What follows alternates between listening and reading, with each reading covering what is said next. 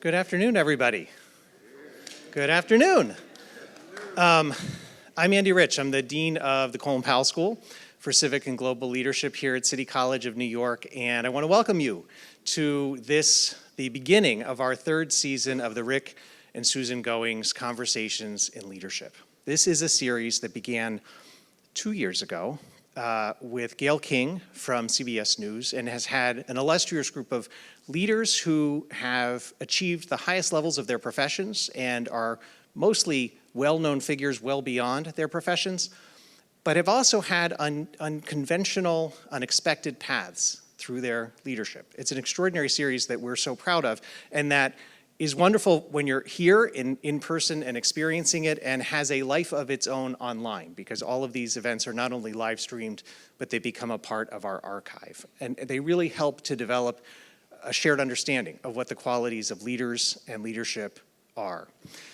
We are grateful to have this series because Rick and Susan Goings were friends with General Colin Powell. So, you know, the story of this school is we are the School of Social Sciences. We're the home of the public service, the business, the leadership programs at the college. We're now the largest student division of City College, and we were created by General Colin Powell. And General Powell, as some of you may know, 1958 graduate of City College, who was born in Harlem, grew up in the South Bronx, and when it came to college, it was City College or nowhere. And it was while he was at City College that he found ROTC. He found his path to the Army as an officer, went on to be the first Black American as chairman of the Joint Chiefs, National Security Advisor, and Secretary of State.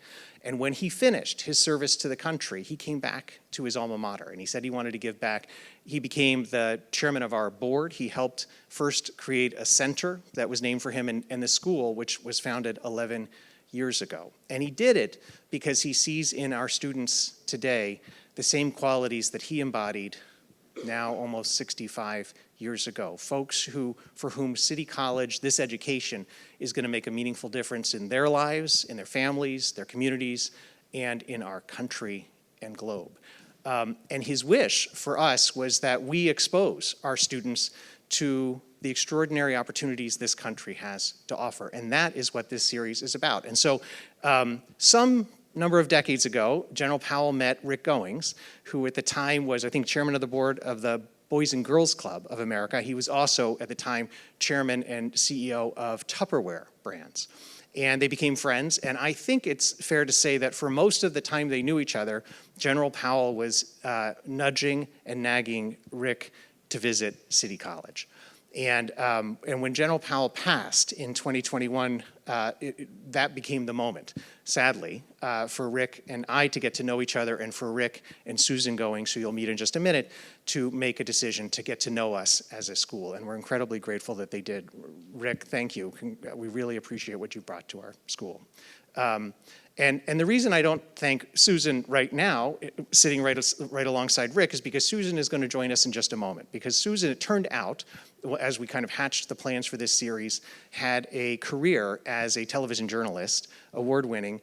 And when it came to figuring out how would we do this series, I asked her if she'd be willing to have the conversations with some of the leaders that we brought in. And she has done that from the very first, and most of those that have happened since, and has been an extraordinary partner, not just in making this series possible, but in the conversations that we have. And so in just a minute, I want to turn it over to Susan Goings. Today, we are privileged to have the president of MSNBC, the news network, Rashida Jones. She's extraordinary. As you may know, she's had a distinguished career in journalism and as a business executive, and on the journalism side, she's been an Emmy Award winner. She has produced the, I think, most watched presidential debate in history. And she is the first Black American to be the president of a news network, which in many ways, as I learned about her and read her story, and now you're going to get to know her, I saw so many parallels to General Powell. We were intending to have Rashida Jones with us in February, and I don't know if y'all can remember this because it's a beautiful day today, but it snowed. And it didn't end up snowing that much, but the threat of snow was sufficient that we ended up not being able to do it then. And so we rescheduled it way back in, I think, March or April for September 10th. Now, what else is happening today? Well, it just so happens that in just a few hours, we're going to have a monumentally important presidential debate. And so we are extra fortunate that the president of MSNBC can spend a little bit of time with us this afternoon to share her story and teach us something about leadership. So without further ado, I will say before I turn it over to Susan, we will have some Q&A. Susan will be in conversation with Rashida Jones for the first portion of the program. We will then have Q&A. I ask that when we have Q&A, you put your hand up, we'll have people with microphones who will bring them to you, and that you keep yourself to a question. That this wouldn't, because time is so short, we want to have as many different questions as possible, and so we ask you to refrain from extended statements and really go straight to questions. Without further ado, it is my privilege and my pleasure to introduce to you Susan Goings.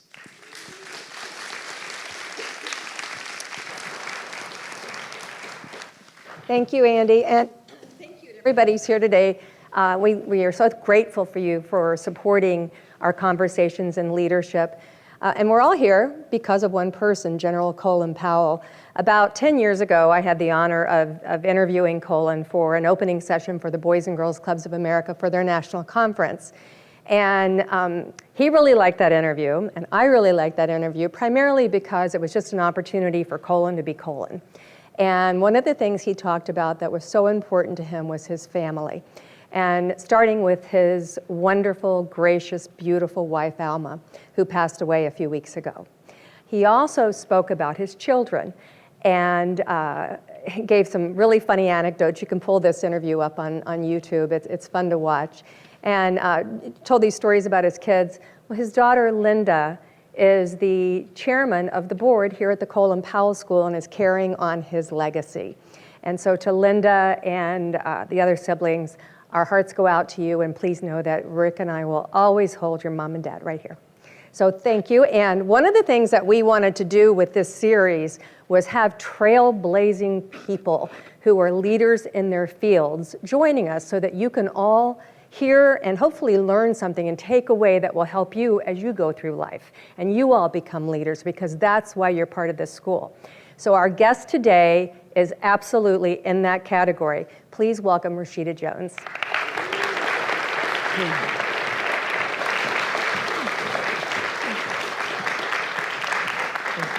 Welcome. Thank you. Happy to be here. Yeah, we're thrilled that you're here. I think the It's not snowing. No, it's not snowing, but it is a very busy day for you. Yep. Might as well be snowing. So, I think that would be a good idea to start out. Having come from the news business, I know what you do, or have a pretty good idea, Sure. Although news has evolved greatly in the last couple of decades. Right. But can you explain to the students here today and those that are watching from home, can you explain what do you do as the president of MSNBC? Sure thing. It means I sleep very little and I watch a lot of television and read a lot of things online. No, so I run the brand MSNBC. That, of course, is a television network. We're on live 19 hours a day on any given day, but that's a piece of what we do.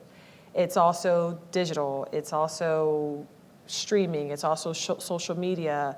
And a big part of it is also trying to chart what does the future look like for a brand like ours? How do we reach people as platforms are emerging and as the world's emerging? So my responsibility, all told, is really not only managing the brand as far as what we do today, but how do we continue to evolve it beyond that? I was having this conversation with a group earlier. We have a group of news associates who are going through their orientation, and one of the questions was, how did you kind of learn digital? And as I explained, when I started in television 1 billion years ago, digital was a marketing tool. And we did our TV thing, and then you put your TV content on digital, and you told people, okay, you found us here, come back and watch us on television. As you think about how the business has grown, and my role, for the role of someone in my seat has evolved, it's all of those things. It's anywhere you find the content and the brand, and that's really how I spend my day. So, but what is a typical day for you? I watch a lot of television. So I start early. We start with Morning Joe. We end with 11th Hour.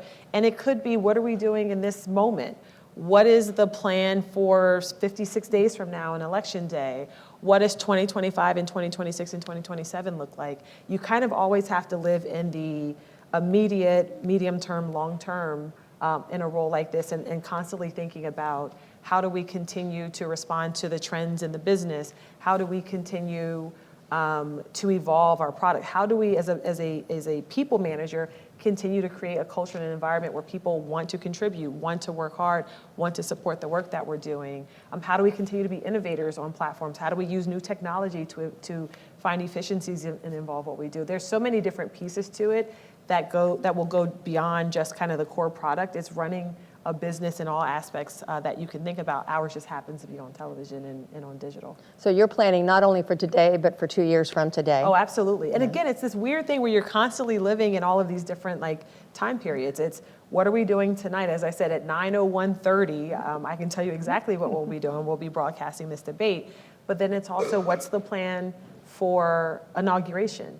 How do we want to think about positioning ourselves ahead of the 2026 midterms? How do we want to think about new technology or new platforms and how we position ourselves there? It's just kind of this constant stream of the right now, the tomorrow, and the possible. So in your position now, well, first of all, what were some of the other jobs you had? How long ago did you start in television, and what were some of the other positions that you had coming to this? I started about a quarter of a decade ago. My first job was as a television associate producer. So again, for those who have been around long enough, we used to do what we called ripping scripts. They came with carbon copy, you might remember this. I do. And I would sort scripts, and that was my job. And there was a green and an orange and a pink, and each anchor had their own color. And so I would organize those things. I'd run prompter. I remember, which is a tough job, by the way. It's a tough job Yeah. because everyone speaks differently. I would build graphics, and I remember when I graduated to writing, and that's when it really clicked. And the idea that I could take the information, synthesize it into 20, 30, a minute worth of content, and I was the person delivering that to the audience was a game changer. I still have, and I know I'm very much dating myself because some of the stuff you guys may have never heard of, I still have the VHS from the first cut-in, 5-minute cut-in that I ever produced. I have no way to play a VHS, and maybe it comes back, but I remember the first time I created something that went on television, and just the high of that, the idea that I could take information, I could process it, and I was the person then bringing it back to our audience was infectious, and I knew I wanted to do that for the rest of my life. Coming from a person who has boxes of VHS tapes, I completely understand. Do you have a way to play them, though? I actually do. Oh, okay. But I have them transferred also. You should have that transferred so your kids transferred. can see it. I still have it at least. I have to battle. Yeah. Or you could have it bronzed or something and do that, yeah. So when you were a kid, what characteristics, what qualities did you have that prepared you to do this job? If you were to ask my sister and brother, they would say I was bossy. I call that leadership. No, I was always the person that if we needed to organize, I was going to be on the front lines of it. If we needed to figure someone out, I would help everyone get there. And so I always just kind of had this instinct of taking leadership roles. And sometimes, it could be anything from, okay, so what are we having for dinner tonight? Someone's got to choose, I'll do it. We've got to figure out how to do this thing. And so that was always attractive to me. And I remember a point where it was almost like this acceptance point where I said, it could be anyone, but you enjoy it, you're good at it, lean into that. Don't run away from the fact of you're the person who's asked to do this or asked to lead. Consider it a strength and a skill set. But I was always that person who just wanted to kind of lead and guide. And I think it's why I gravitated towards producing early in my career, because you combined the creative of, story selection and how do I showcase it? And okay, so if the story is about a military homecoming, we did a lot of homecomings when I started in my career in Norfolk, Virginia. Okay, so how do I showcase this, and what maps do we build and pull out and graphics, but also it's consequential because it's a point in history, and these families are being reunited, and it's emotional, and how do I pull that out? And then in real time, and especially the live TV aspect, you've got to make these leadership decisions of, okay, we see the ship coming in, so take that thing, move here. And so when I realized there was a role in a newsroom where you could be a leader, you could be creative, you could be innovative, and it was called producing, I knew that was my calling. Mm-hmm. Were you a good student growing up? I love school. Oh. I did. I loved school. I love school. I liked the game of if there is a class where I could get an A in, how do I get there? Let's do it. So I really loved school.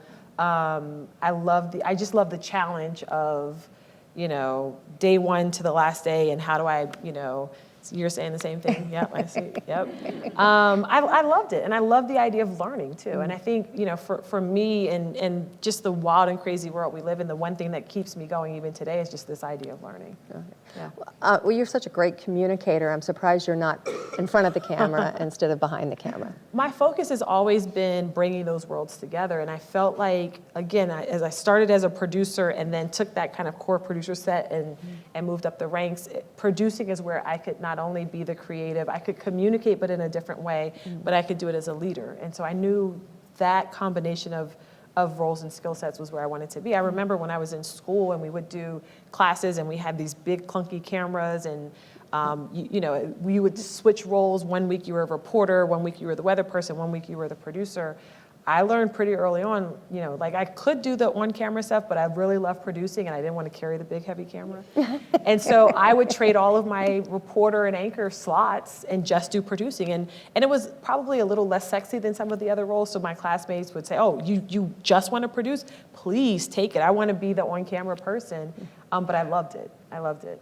Well, I think you're also in control, and you get to make the You're in decisions. control. Totally get I to think make. that's a positive. I do too. Yeah. I totally understand that. Yeah. Well, it sounds like you leveraged what you were good at and what you enjoyed, And what I which is enjoyed. really important. Because sometimes people, I think sometimes people spend too much time focusing on how to fix what they don't do well, Right. rather than focusing on the positives.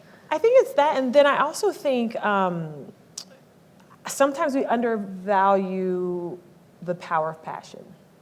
And I knew, even starting early in television, where it wasn't necessarily the highest paying field, I knew I loved it. And so I would find a way, and if it was meant to be, it was meant to be. But you also hear stories and you see instances where someone may have an opportunity that takes them to a path that might be more lucrative, or it might be what's expected, or what your family expected, and they don't enjoy it. And what I found is those people just don't last in that space. And so there might be the immediate gratification of, I'm doing this thing that looks good on paper, but it doesn't last if you don't really care about it, and if it's not really what your passion is. I try to tell this to my kids who are, in this point in life where they're thinking about these things from 15 until 22, and go do the thing that you really care about. Find your passion. Find your passion. Yeah. And even if it feels implausible, even if it feels inconvenient, even if it's not the highest paying job, if it was meant to be for you, all of those things will come, and you'll have the longevity because it's something that you want to do. And then you don't mind working hard. You don't mind coming in early and staying late and working weekends and the inconvenience of having to dig into this when your friends might be doing other things that are more fun. You don't mind it if it's something you really care about. How do you handle that because you have 4 children? 4. Yeah. Yeah. So how do you handle that with a big family? I am lucky in that my kids grew up in this world. And so the 2 oldest, my stepsons, they've seen it from the peripheral as we've merged our families, and they see kind of the passion and interest, and we all just kind of make things work. My 2 started off knowing nothing different. Okay. They knew hurricane season when I worked at the Weather Channel. My son, who's a freshman now, he sent me a text this morning and cracks me up because I think sometimes they genuinely forget what I do. My son said, "Is there a debate tonight?" Now he's out of the house, he's in college, so he would have gotten the alert that my daughter got, which is, Mom will be home late tonight. We've got this thing. Oh, by the way, if you want to watch it, it's on channel 603 and da-da-da-da. And so they just know it, and they grew up in it, and I think they also know 2 things. One, how passionate I am about the work that I do, so it gives me a license to pour into it, but they also know when it's important for me to be there for them, I will never let them down. And so we kind of have that, I was going to say this unspoken agreement, but it's actually spoken. We talk about it, and I'll check in with them, and they like to remind me, Mom, you have a cool job. Aww. So Doesn't that make you feel good? It does. Yeah. And if that means that we have to sacrifice this moment or that moment, they know I will prioritize the important moments, but they will remind me, why do you stress about this? We're good. I'm okay, then we're fine. And I think in some ways, the ultimate assurance is, for the 2 younger ones, they've both expressed interest in this space. My daughter is in high school, and so she's a part of the podcast club. She's in the production program. They have like majors in their school, and she's a production major. My son is a freshman, and he's a communications and media major. So I did not completely scare them away from this world. And when I got those kind of reassurances, my thought was, oh my gosh, what are they thinking? But then it was maybe they saw something in the passion that I bring to the work that I do that they wanted to run towards instead of away from. Is he going to be upset that you outed him with his text and not knowing about the debate? Probably, but at least he did tell me he was going to watch. So Okay, that's half good. the battle. Yeah. That's good. I think he was making sure I knew there was a debate. It was more of that. When I was preparing for this interview, I told you backstage that I watched many, you can find lots of great interviews with Rashida online. I watched many of those, and also looking at your Wikipedia page. Have you looked at it recently? No. It says you were born either this year or this year. They're not sure. It's the first time I've ever seen this. Either she's this age or this age. They're not sure. Great. So you might want to correct that. I will fix it. I remember. I had never seen that before. When it says year, That means I didn't write it. yeah, year of birth, it literally has two choices. So, and the other thing I saw is that you said as a child you felt underestimated. Why is that? I think for me growing up, I grew up in a very loving family. My parents have always and continue to be very supportive. Mm-hmm. And in some ways, that gave us a little bit of a protection and cushion. But, my sister, my brother, and I, we all went to a Catholic school for at least the first period. In Pennsylvania. In York, Pennsylvania. We were at times the only black students in the school. There was a period where there were two other black students who I'm still Facebook friends with. Like, that's how small of a community it was. And so we were unfamiliar, we were unknown. People they weren't used to being around black students. Mm-hmm. And we were all really strong academically. I remember one of my early report cards, I'm there, and they used to do the parent-teacher conferences, and Sister Mary, I think it was, I got straight A's and everything, and then I got a satisfactory instead of an outstanding in handwriting. And my dad said, so does that mean she's going to be a doctor? I was like, no, it means I have crap handwriting. But there was always this expectation of perfection. And so you marry this drive that I had with what I would say was an unfamiliarity, being one of the onlys. And so I think early on that was established. And then you fast forward to my college years where I worked so hard. I was a really strong student. I started working in the business while I was in college, and I went to an HBCU.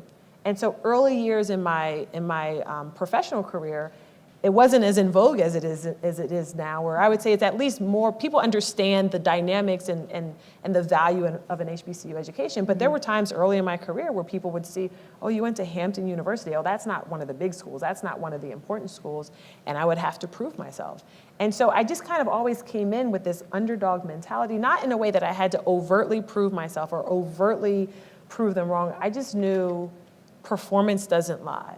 Results don't lie. You were just aware of it. I was just aware of it, but it was also very easy for me to kind of tune out what the expectation was and to deliver, because that's how I was raised. That's how that's the only mode I had. That's what I knew to do.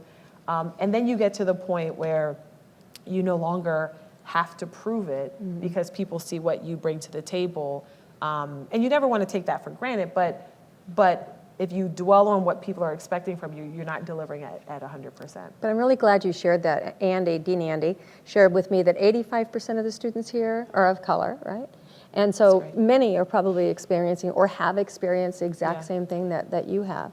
And so do you feel like always being prepared and anticipating is helpful? Oh, there's never a question about being prepared. And many of you have probably heard your families or your parents or other people say, like, you have to be doubly prepared for the same result. And so I think for a lot of people, especially in the Black community, that just is. Like, there is no question that I can come and not bring 100% and maybe 150% because they may only consider it at 100%. And so I think, again, as either a motivation or it's a distraction. I think for me it was always a motivation. Again, it was almost like this challenge of I'm going to over deliver because maybe they're not expecting me to over deliver for any reason. Fill in the blank. I'm a woman of color. I came from this community. All of these things. And so I think, at least for me, I was always raised with this idea that you have to over-deliver. You don't have a choice. You don't get the luxury to be mediocre. And what I would say is having that motivation early on and always living in that. And it's not necessarily I don't lead with that. You have to be very careful to not allow it to create a level of defensiveness in you. It just kind of, it's who I am. I think it's part of the reason I've been able to be strong and excel in my career, because I've always been focused on success. How do you even learn that, like, to make sure it's not a defensive mechanism? Yeah. That's a really good question. I think it's just awareness. It's awareness, because part of, and actually I would take it back to what we talked about as far as passion. If you love it, you don't want it to ever eat you up, whatever the it is, right? And for me, as we're talking about career, I don't want my career to feel like a challenge, or I don't want it to feel like combative. I was at an event last night, and we had to share these quotes that have shaped our leadership style and our ability to lead. And one that stuck with me, and I wrote it down, and I had first of all, I'm a big phone person, so I write everything in my phone, but this one, I had a little notebook, and I wanted to write it in my handwriting, and I took a picture of it. So In the bad handwriting. My terrible hand, still terrible. It's even worse now that I don't have to write because I'm texting everything. But the quote was, "Work is not war." And I thought it was so strong and so meaningful, because the idea was, if it's work, you should want to do it, not feel like you're fighting to do it. And you can think about that in a lot of ways. You shouldn't feel like you're at war to prove yourself. You just do. You shouldn't feel like you're at war to convince yourself that this is what you want to do. If it's not your passion, think about something else. But it was this idea of remembering that what we do and what we get to do is a privilege. And it should be a positive and not a negative. And the moment it starts feeling like war, either you have to reset your mindset, or you have to think about a different way to go at it. Do you still think in the back of your mind all the time, I'm a woman, I'm black, I'm the first to do this? Or at some point, does that just go away and you accept it? It never goes away. I think about it through this lens, and I think about it through the lens of looking at you guys. I feel like my reputation and my performance sets the expectation before I walk in the door. But I know how important it is for people who look like me to see leadership and high performance at a certain level. And so it's never lost on me that I'm the first in all of these categories. I know how important it is to continue to lean into that, because I want to make sure people who look like me feel that this is their path. Any one of you can be doing something like this. I remember being in a conversation with some colleagues, and I was like in a program where I was serving as kind of a mentor, and these were senior management level colleagues. And I remember one woman in the panel, I didn't know her, and again, our company is a big company. You could do anything from work in a theme park to on a movie set to in a newsroom to all of these things, right? And so this particular woman worked in a division that had nothing to do with news. And she was kind of quiet during the panel. And then somewhere in there she said, you talk about where you went to college often. I went to Hampton University. In my office, I have a picture of what we call Emancipation Oak, which is on the campus of Hampton University. So when I'm doing Teams or Zooms, you can see it right behind me. And she said, you talk about where you went to college a lot. You're very proud of the fact that you went to Hampton. I've been here for 22 years, and I've never actually said out loud at work where I went to college. And she said, not because anyone made me feel uncomfortable, but I never thought that I could do that and people would understand that because I went to an HBCU, it didn't mean that I had an inferior experience and my education was inferior. So, and she said, I've never said it out loud. And she said, tomorrow I'm going to find a reason to say it out loud for me. Not because anyone told me that I shouldn't and I can't, but I want, you've made me feel that it's okay to be proud of everything that comes with you. And that meant a lot. Yeah. And that meant a lot in the sense that I don't have to walk in a room and say I'm a black woman. It's very clear. First of all, my name is Rashida. So you kind of know what you're getting. But I know that being myself, being comfortable with being myself and being my whole self helps other people to realize that they can and should do the same. And I very genuinely feel like it's being all of yourself and who you are is part of your superpower. You're going to bring something to the table that maybe people with a different background don't have, Right. don't bring a different perspective. There may be things that I think of through the lens of my own life experience that is helpful to the organization. And I think the more we're comfortable leaning into that, but I know I need to be comfortable being myself for other people to take the lead and realize I want to set an example. Well, it goes back to what you're good at, and trying to identify in yourself, this would be something that would be good for me to maybe pursue as a career. Absolutely. So you brought up mentors. Did you have mentors when you were growing up? I pick up mentors all the time. I still pick up mentors. No, I did. I remember early on, and mentors serve different purposes in different phases. And I've had a couple instances where people who were mentors to me, I've been turned around to serve in that way. I remember early on in school, my freshman year, I had a person who started as a classmate. She was a late in life student who came back to finish her degree. I was 17, she wasn't. She was a local anchor who had come back to finish her career. Her name was Barbara Sierra. She just retired in Virginia. And we started as classmates. She graduated. She was the main anchor at the local station, helped me get my first job, helped me to develop my writing. I talked about separating the scripts and ripping the scripts, as we called it. Was she pink? She was pink. She was pink. definitely pink. And she was one of, in my early career, not only consequential in helping me to hone my craft, but to also help me understand the value of being present, the value of raising my hand, the value of building relationships. And so she served as a mentor to me from literally the time that I was 17 until now. And I've picked up people like that along the way. Another very close mentor, Yvette Miley, runs the NBCU Academy program, and this is one of our partner schools. And she's someone who, from the moment I met her, probably 12, 13, 14 years ago, has been one of those motivating factors to remind me to always live in my passion, to remind me to pursue excellence, to remind me to push myself for more, to remind me the importance of being a good, kind person, to remind me to be curious. And those kinds of relationships are so important. And I would also say, as I said, at this level, I still will find people who may be in different businesses or have different interests who I would consider mentors. I try to do a good amount of that myself. But I would say even at your level, for all of the mentors that you find and people that you connect with and people who can help you, I guarantee you there are a dozen people who wish they were sitting in a seat like this, who wish they had your expertise, who are even earlier in their career paths than you are. And so for every mentor you pick up, make sure you're thinking about how do I reach back. Even early in your careers, early in your academic journey, there are people who you can be helpful to also, and that's something I've learned. I think sometimes mentors, it doesn't necessarily have to be somebody that you encounter in person. Yeah. It can be somebody that you admire and that you Right. look at how they live their life or where they are in their career and how did they get there and just learning about Yeah. them. And sometimes they're secret mentors, I think. It's true, and I also think sometimes I think most people are good people and they want to be helpful. And I would suggest, if there's somebody in a different division, in a different, a different school here on campus, or even someone who's in their professional career, and you just reach out to them and ask, the worst thing that can happen is they don't answer your email. Or, first of all, they would probably never say no, they'll just ignore you. But there's no harm in trying to pursue those relationships.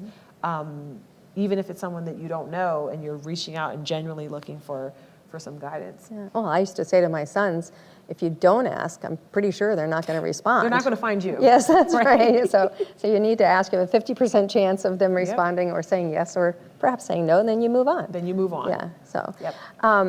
Who were the people that you admire? Like when you were a little girl, who did you admire? My parents, just because they were the epitome of hard work. This is a little bit of a weird one, but my English teacher, Miss Olson, I remember she took me to my first opera. She helped encourage me to join the student newspaper, which I joined my 10th grade year in high school.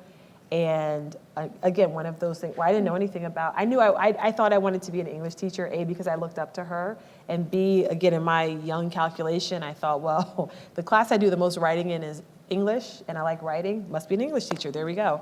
And she introduced me to journalism and the idea of storytelling, and I would say at an early age, leadership. I remember, and it was part of it was because I don't think there were many folks at my school who wanted to do the job, but I became the editor of the newspaper early because I had the opportunity and I had the exposure, and even by my junior year I had the experience, and so that taught me a different level of leadership.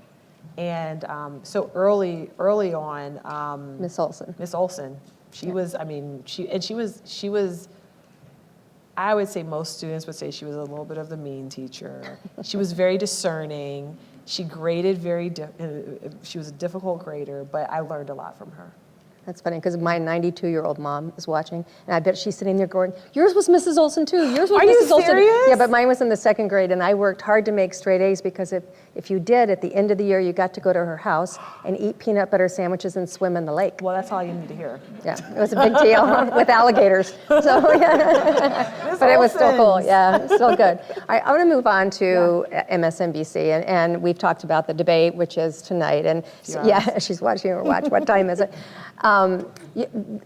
News is very different now from when I worked. I mean, I was taught I would never give my opinion. Yeah. You know, it was just, you gave the facts, and you let the viewers determine, you know, what their opinion was about it. But now there are many networks, many different news sources where they are opinion, they are a lot of political discourse, and there are a lot of people have been critical of that, and sometimes critical of you personally as a leader of that organization. Sure. How do you handle that? You know, I go back to our core responsibility. Our responsibility is to inform the public. I think, you know, there are lots of different ways to do that. And you're right, there are some outlets that focus on kind of through the lens of reporters and reporting. And for us, we have day parts that focus on that exclusively. But I think there's also room for context. There's also room for perspective. You know, if you think about any, you know, print outlet, there's the A1 and there are the op-ed pages. And so we try to serve our audience both. All of it's based in fact. All of it has the foundation of factual journalism. We have Not every station. I can only speak to MSNBC. Okay. And so we have that same foundation, but the goal is how do we deliver the information in a way that may get to people who are looking for a certain understanding of what's happening in the world, who are looking for the context and perspective. And so my core focus is the public service that we do. Nothing else matters. None of the other noise matters. My job is to lead an organization that does a public service, and that's what gets me excited every day. That's what gets me up in the morning. That's what gets me through long days like today, is knowing, you know, despite any noise that exists, and it's usually, you know, not the minority, our focus is the public service, and I stick with that. Can you explain how when information comes in, how do you determine whether or not it is factual or not?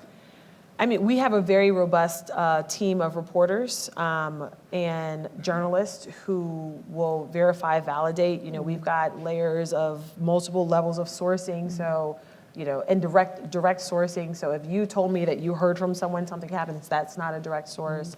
And so we go through these layers of vetting, and we have a very strong group of journalists in our standards team that will help us through that process.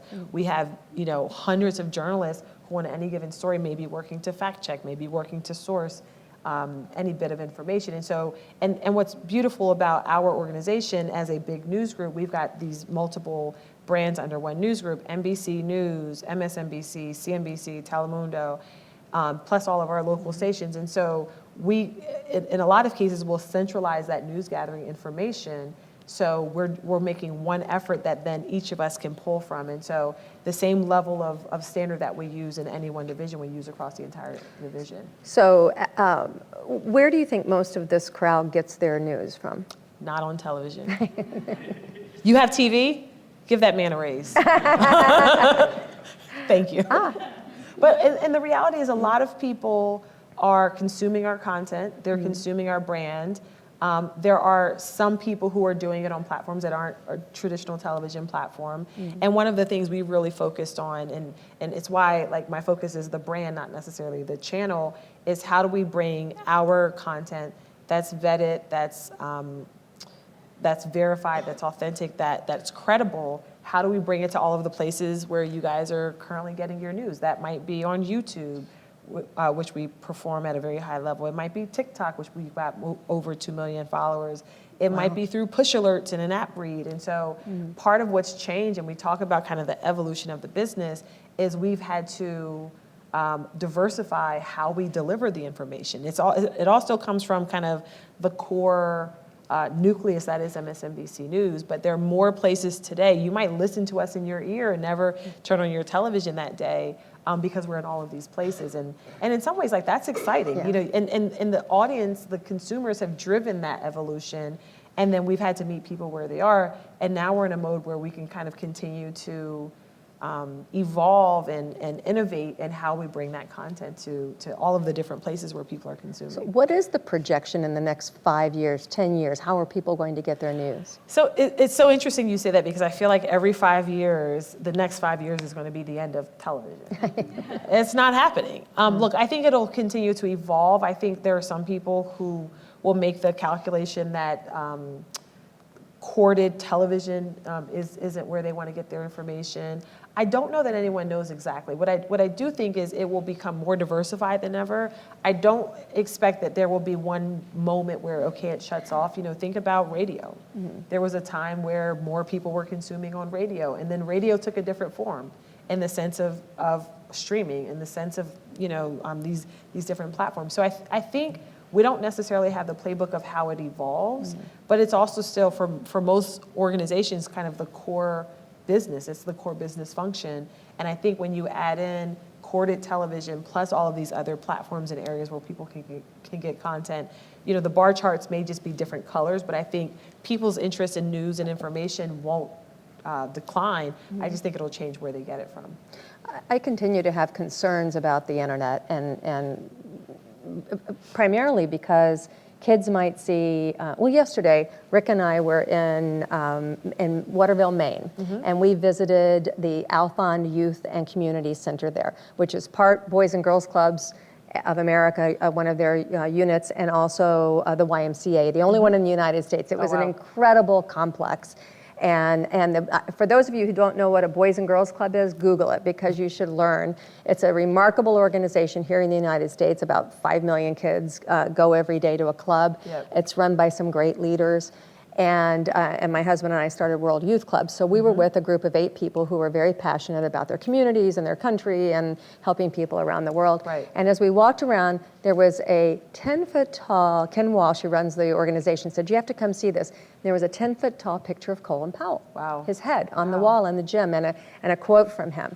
And I started thinking about our conversation for today, because that made me go here, and about how they work so hard at these clubs to teach kids to respect each other, no matter what your differences are. And I mean, for us with World Youth Clubs, because we're in 46 countries, we have different languages, different cultures, different countries. Yeah. And here you have, you know, it's like a big kettle of different, you know, skin colors and religious beliefs, et cetera. But when you're on the internet and you see a short video clip that you think is something with the news, you don't know the genesis of that. What happened before? What happened after? Right. What was the history? So how do you combat that? I mean, it's difficult, and not to mention the fact that anything that could have initially been legitimate could be manipulated through deepfakes and whatnot. And so I've had a very fast evolution in this space, and it started with kind of the same idea, like, no, the internet can be a bad place, and we should be careful about having a presence on platforms that have bad information and where people can share disinformation. And my very fast evolution was, but we need to be the light in the darkness. We need to make sure if people are gravitating towards these platforms, they know that they are credible places to get their information from. And so there's probably no marketing campaign that is going to convince a person who's choosing to get content on TikTok to not use TikTok. But what we can do is make sure we're on TikTok with credible information, and you know we're a credible brand, and ensuring that there is at least light in that, and not that TikTok's a dark space, but light in dark spaces where there's misinformation, disinformation, deepfakes, and the like. And so I think for us, we want to continue to make sure we are appearing in those places where we know people are gathering content, I think it's more effective to meet them where they are than to try to get them into different places, and that's really where our focus has been. What about AI? Are you embracing it? Are you using it in any way? Yes and yes. So I think it's an inevitable. I think if you think about, so my evolution here, again, started from a place of fear, like many people, like, oh, what is possible? And it's going to change how we do all these things, and it's changed a good thing. And my evolution has been, first, we're still early days, and so we know there's a lot of work to be done to work out the kinks, so to speak, and to perfect the technology. But we shouldn't assume that it's always going to be imperfect. You know, with the right standards in place, with the right restrictions in place, assuming the technology gets to a point where we trust the technology itself. Is that going to happen, though? Are there going to be restrictions in place? I think it's up to, I think in some cases how we use it, we'll put parameters and restrictions into place. But I think about more so. So you're not talking about government regulation, but within the organization. You know, I'll use the comparison you use with your organization. You're in 46 different countries. How do you create one standard of regulation that applies worldwide? I think there's some time to figure out what the regulation process is. I think for organizations, as we figure out where our parameters are, you know, I think about the opportunities and efficiencies. I think about how can we use the technology to generate more trusted content? How do we use the technology to create customization? How do we use the technology to reach communities maybe that have low penetration of television? And so I think there's opportunity. I think none of us in this industry have cracked the surface of what that looks like. I try to use, you know, all of the various platforms that exist just to kind of get my machine going. And so, oh, you know, this one will take all of your emails and summarize the 10 emails on this thread and summarize it into one. Let me see how that works. Yeah. So I've tried to become familiar with it. I remember this was a couple years ago, I was asking my kids, like, are you familiar with like ChatGPT and other platforms like that? And so initially they said no. And then one of the kids said, oh, you mean the essay app? I was like, wait a minute. This app writes essays? But for them, it wasn't that they were using it to write essays. It's just so commonplace. And I think, again, sometimes, especially when you've been around for a while, if your instinct is to run away from it, we're missing opportunity to embrace what will become the inevitable. Do you guys use ChatGPT and the other AI? Almost There's every so head many in this now. audience is nodding. Yeah. To the point where I know a lot of universities will include in their syllabus publishing, like, here are our AI rules. Like, instead of saying, don't ever use it, it's not a thing, here are the rules around it. First, disclose it. And here are the parameters where you can use it. I think we're all realizing, you know, you can sit in class and pretend it's not up on your screen, or we can embrace the fact that we know it exists, and here are the parameters that we want to put around it. And just in the last year, it's improved drastically. Yeah, and it moves fast. Yeah. It moves fast. It really does. So if you were a young Rashida sitting here in this audience today, what would you have liked to have learned today? Oh, that's so interesting. It's so funny because you asked how long I've been in this business, and it's been about 25 years, give or take. And it still feels like yesterday, though. I remember sitting in rooms like this. I remember sitting in Armstrong Hall at Hampton and hearing speakers like this. And if I were sitting in the room, first of all, I'd be sitting in the front row, mainly because my vision is terrible and I like to take notes. I want to hear the possible. You know, like there's the operational stuff about how the business works and how my job works. But my hope is you guys heard something that maybe motivated you to reach for something that maybe you weren't thinking about.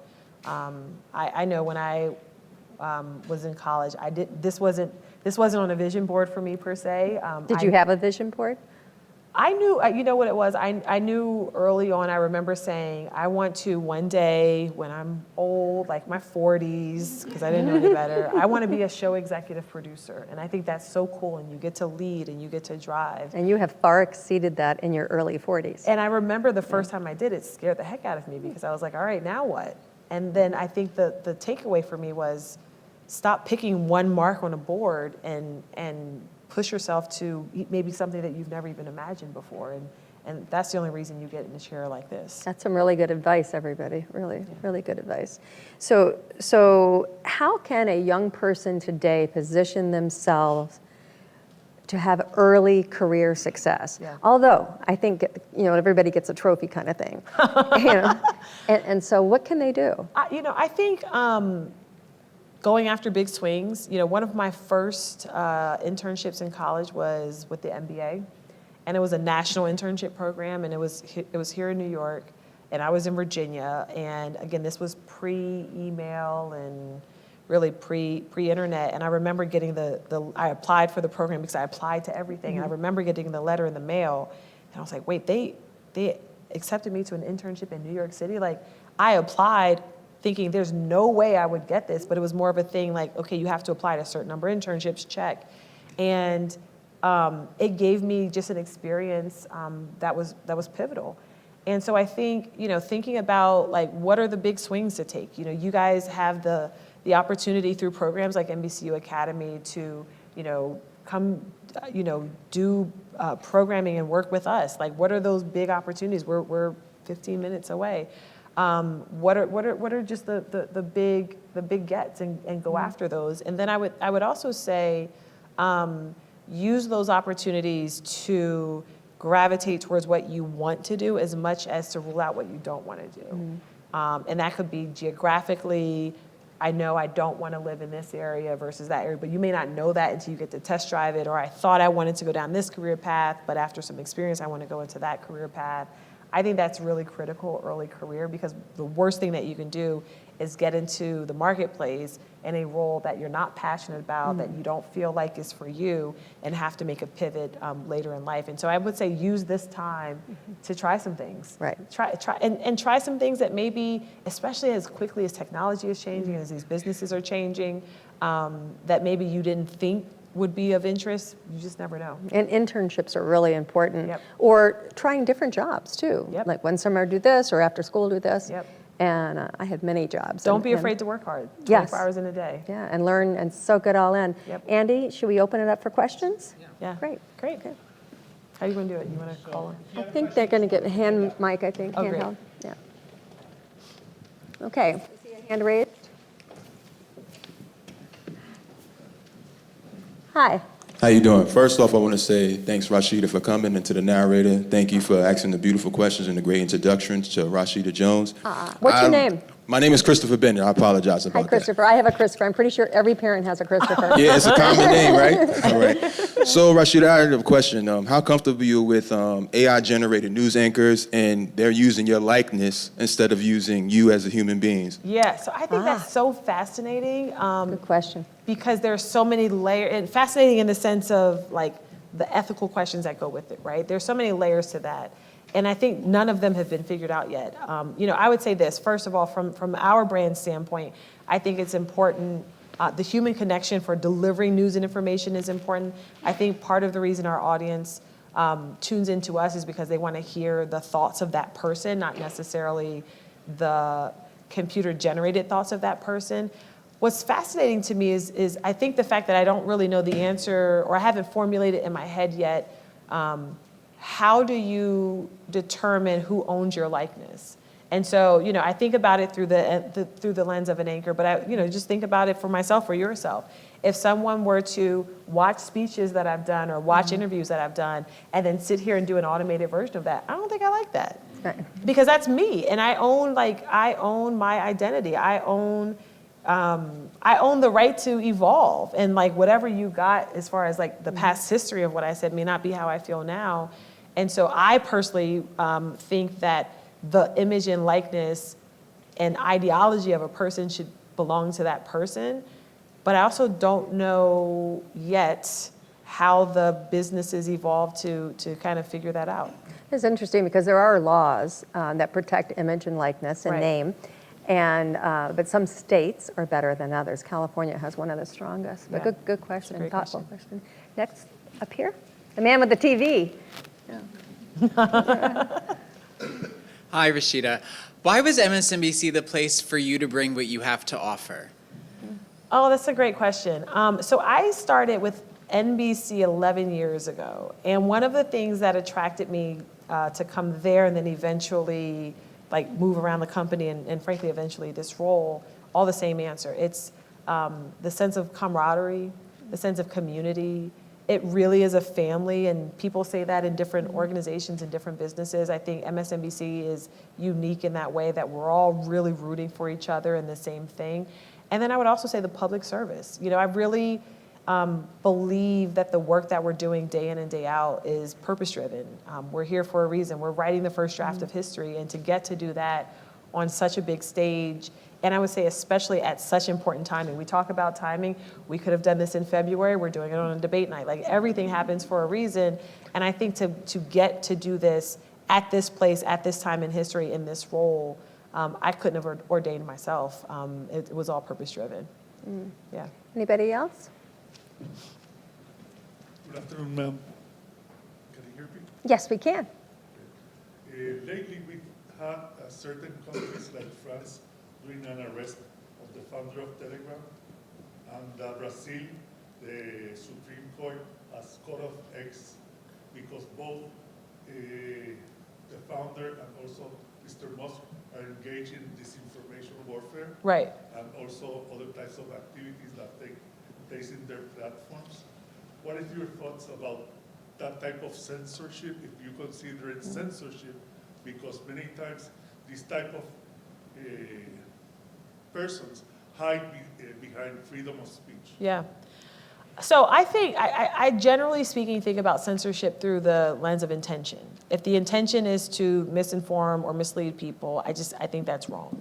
I think when you have a platform like this, platforms like the ones that you mentioned, we have a responsibility to the best of our ability, deliver factual, truthful information. And so I think that's just kind of my guiding principle. I think when you're in a role like this, when you have a platform like this, it's our duty to make sure we're trying to do more good and not mislead or manipulate people. And I think when you're intentionally trying to mislead or manipulate people, I think that's wrong.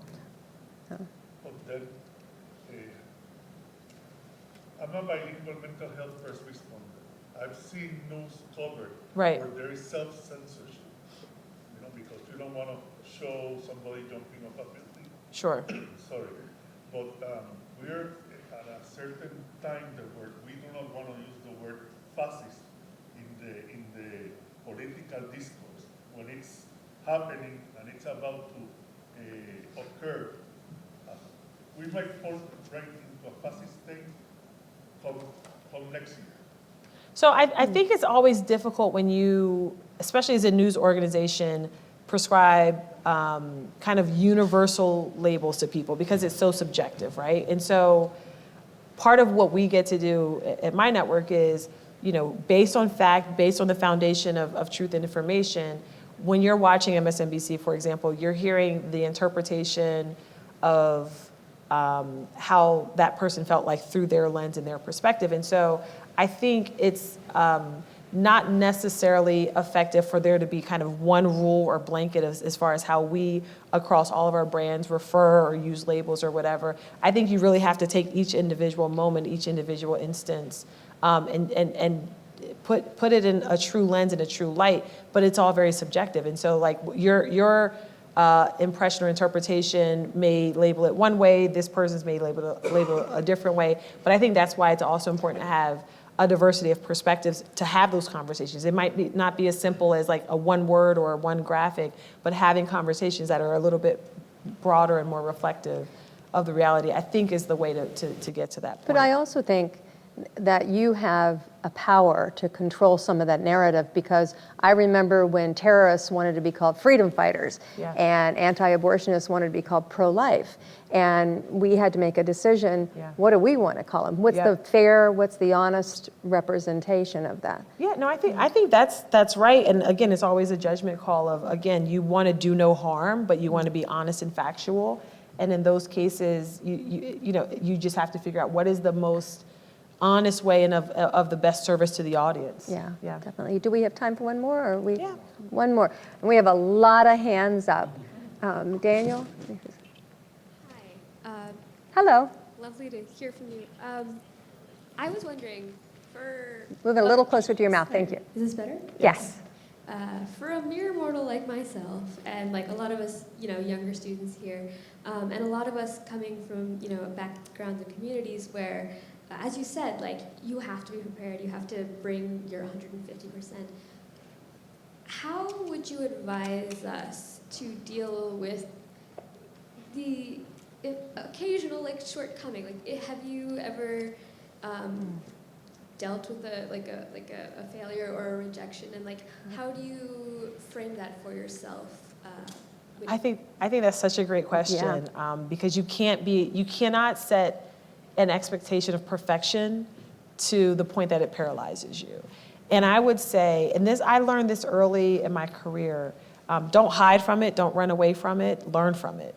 And so, when you bring the temperature down with yourself, because oftentimes we're the worst critics of ourselves. We're afraid to fail because sometimes in your head you overemphasize, I made this mistake, they're going to now think everyone who looks like me can't do this thing, right? And so I think sometimes it's an internal calculus to not expect perfection. You should expect to give 100%, but that isn't the same as perfection. So bringing the kind of the calculus down within yourself, but then I think most importantly, how do I not run from whatever that mistake was, and how do I learn from it? And I would say more often than not, and when I learned this, because we've all evolved as people, when I realized instead of trying to hide the fact that I made a mistake, I'm thinking about very early in my career, there was a story that I was on duty producing the morning news, the story broke, I missed it. And there was a version that could have explained to my news director, I missed it because this person did that and da-da-da-da. What I decided to do was, I missed the story. Here is a 2-page report on what happened. Here's what I learned from it. Here are the processes that I put in place so this doesn't happen again. And here's how we will measure it. That was way more impressive than never missing the story in the first place. And so find the way to use it as your fuel. Find the way to use it as your motivation. And then again, learn from it, truly learn from it, not only, to show whoever needed to see that you learn from it, but also for yourself. And I will tell you, especially in television, and I would say especially early on, the best way to learn how to be a good producer is to make mistakes and learn how to not do it again. And I would say that applies in a lot of ways. And take responsibility, and that's what you do. Take responsibility, yeah. Well, thank you so Absolutely. much. This Let's was all thank fantastic. Rashida. Thank you. This is great. Greatly appreciate it.